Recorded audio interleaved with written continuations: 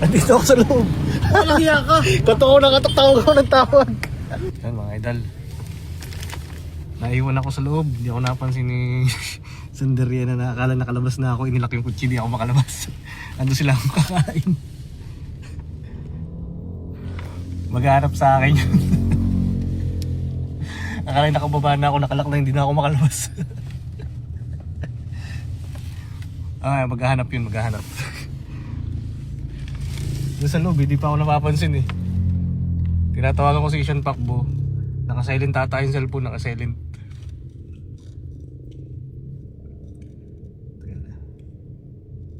Akala siguro nagpunta ako sa CR. Maghahanap yun.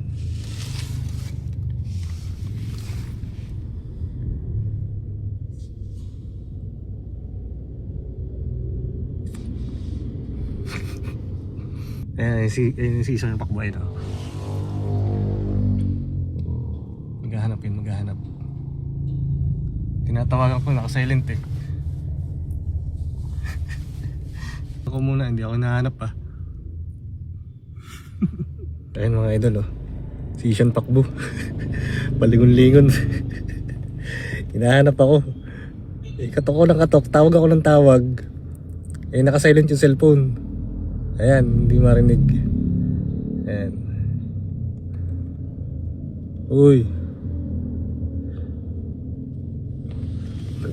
Sinisinyasan ko to si ate.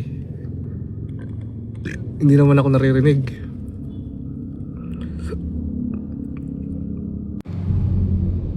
Ayun, tapos na ako silang kumain. Andito pa ako sa loob ng sasakyan. Ayan, tumayo na ako, tapos na ako. Maghahanap po sa akin yan. Tumatawag ako baka nakasilent ng cellphone eh. Pumunta sa CR si Pakbo. Hanapin ako. Uy, nandito ako sa loob, di nyo ba ako naririnig? Talak po ako dito sa loob. Ayan, di agad nakababa. Ayan, naghahanap po.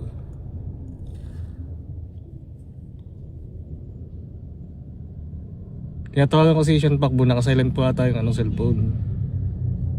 Ayan. Nalak tayo sa loob. Tapos na silang kumain. Ayan, ubos na CR. Hinahanap ako niya kung nasaan. Ayan mga idol oh.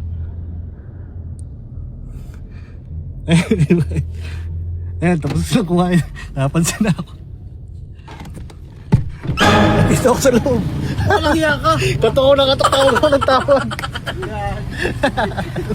Sabi ko, tapos sila kumain. Ha? Tapos tayo kumain.